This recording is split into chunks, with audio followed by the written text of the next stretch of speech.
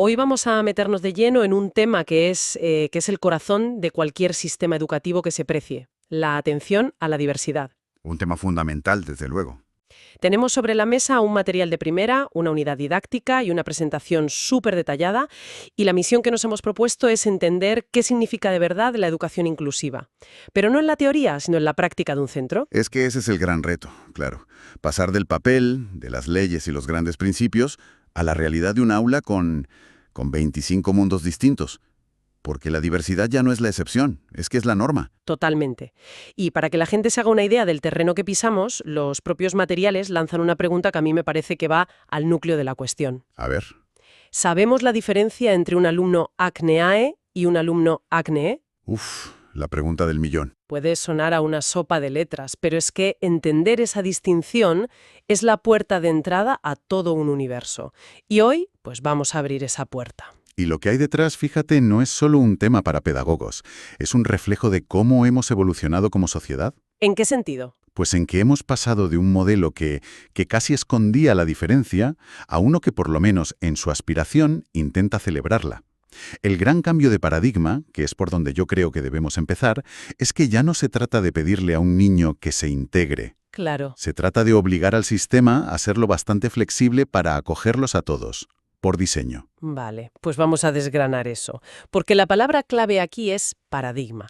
El concepto que lo mueve todo hoy es educación inclusiva. Eso es. Y para entenderlo, la ley actual, la LOMLOE de 2020, da una definición que a mí me parece potentísima. Define al alumnado con necesidades educativas especiales como aquel que afronta... Barreras. Ahí está la clave. Barreras que limitan su acceso, presencia, participación o aprendizaje. La palabra que lo cambia todo es esa, barreras. Es que ese término supone una revolución conceptual. Total. El foco deja de estar en el supuesto déficit del alumno, en lo que le pasa, y se pone sobre el entorno. O sea que el problema no es del niño. El problema está en el sistema, las barreras están en el sistema. Pueden ser arquitectónicas, como unas escaleras, o curriculares, como un libro de texto que nadie entiende, o incluso sociales, como un prejuicio. Claro. La responsabilidad, por tanto, pasa a ser del sistema, que tiene que identificar esas barreras y pues poner los medios para eliminarlas. O sea, que la pregunta ya no es ¿qué le pasa a este alumno?, sino ¿qué está haciendo el sistema que le impide a este alumno aprender? Exactamente. La UNESCO ya lo decía en 2006, fíjate, que la inclusión es un proceso. Un proceso constante. Eso es. No es un destino al que se llega, es un camino. Y ese camino implica transformar las culturas, las políticas, las prácticas, todo. Y lo que me pareció fascinante al leer estos materiales es que te muestran visualmente ese camino del que hablas. Hay una secuencia muy clara. Primero, el modelo de la exclusión. El más puro. El alumnado diferente sencillamente no estaba en la escuela, se quedaba en casa o al margen de todo. Invisibilizado, ¿sí? Luego vino la segregación. Creamos sistemas paralelos. La escuela normal por un lado y los centros de educación especial por otro. Dos mundos que no se tocaban. Después, con mucho esfuerzo, llegó la integración. Aquí ya estaban juntos en el mismo edificio, pero el sistema seguía siendo el mismo. Era el alumno el que tenía que hacer el esfuerzo titánico de adaptarse. Y la palabra integración sonaba bien en la teoría, ¿eh? Pero en la práctica significaba que la responsabilidad recaía enteramente en el alumno y en su familia. Era un arrégatelas como puedas dentro de un sistema que no movía un dedo. Claro. El desgaste para esas familias era brutal. Claro, porque el sistema no estaba pensado para ellos. Y finalmente llegamos al modelo actual, a la inclusión, donde la premisa es la contraria. Es el sistema el que debe transformarse para acoger de verdad a todo el alumnado. Y este cambio se ve hasta en las propias leyes. Totalmente. La LOGSE del 90 fue pionera, pero fue la LOE de 2006 la que dio el salto simbólico y sustituyó oficialmente la palabra integración por inclusión. Si conectamos esto con el análisis de Coral Elizondo, que se cita mucho en las fuentes, vemos los pilares de este paradigma. La inclusión, como decíamos, es un proceso.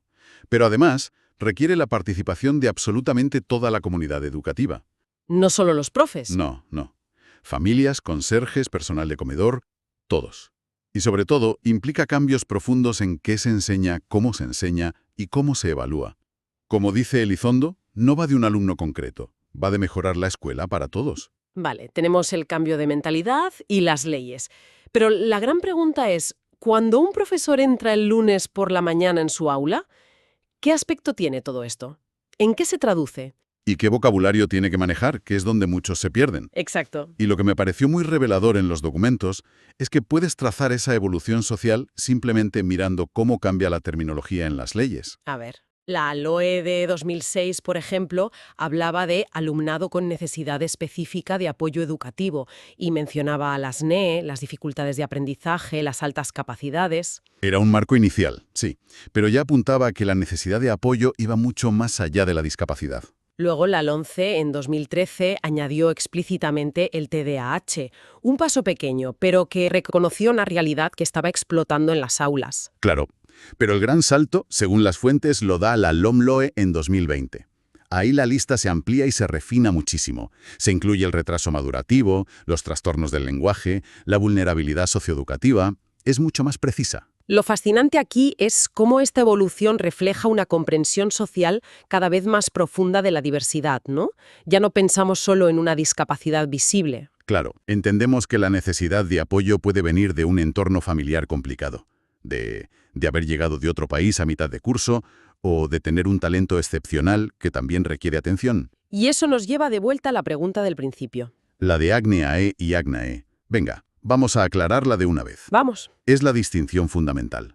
ACNE-AE son las siglas de Alumnado con Necesidad Específica de Apoyo Educativo.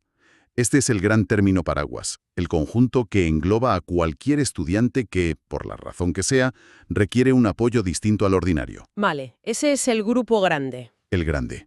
Y dentro de ese enorme paraguas hay un subgrupo más específico, el ACNE, que es el alumnado con necesidades educativas especiales. Este grupo se reserva para quienes presentan una discapacidad reconocida o un trastorno grave de conducta.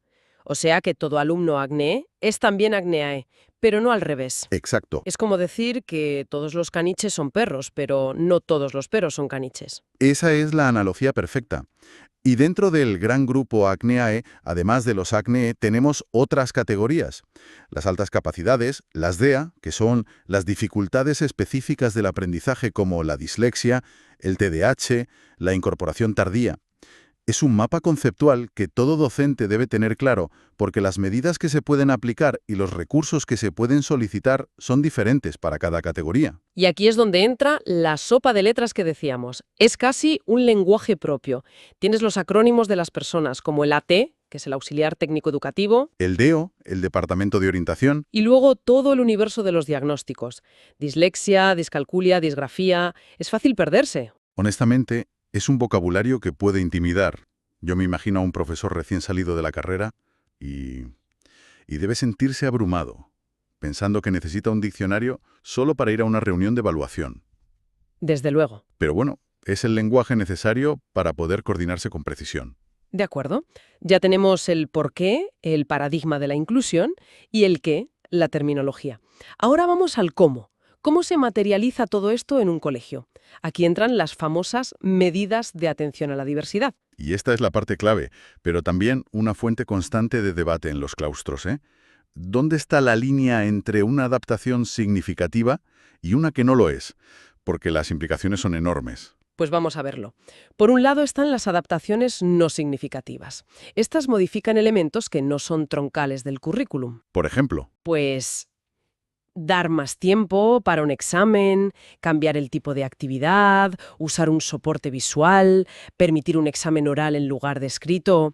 Son ajustes que, en realidad, cualquier estudiante puede necesitar en un momento dado. es la personalización del aprendizaje en su esencia. Exacto. Y por otro lado, tenemos las adaptaciones significativas. Aquí ya estamos hablando de palabras mayores. Aquí sí.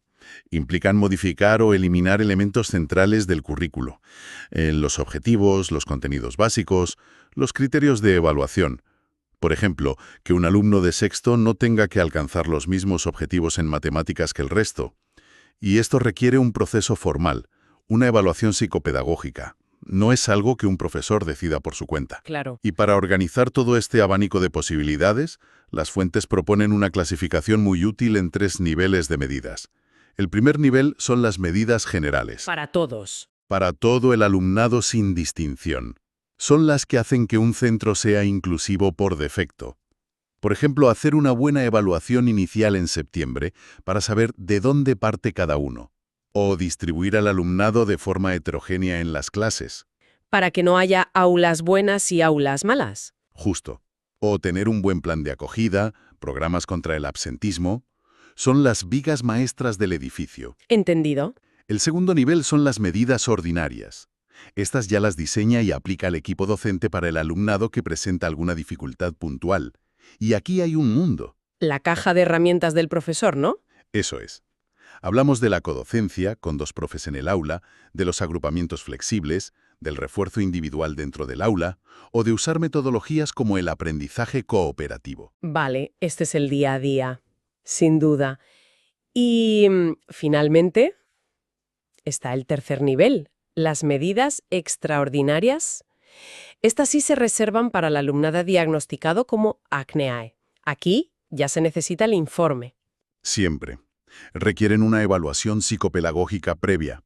Y el ejemplo más claro es un plan de trabajo individualizado que incluya una adaptación curricular, la famosa ACI, o en el otro extremo, los programas de enriquecimiento para altas capacidades.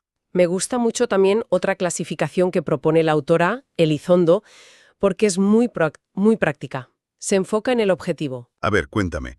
Las divide en medidas organizativas, que responden a cómo organizó el aula para que todo el mundo esté presente.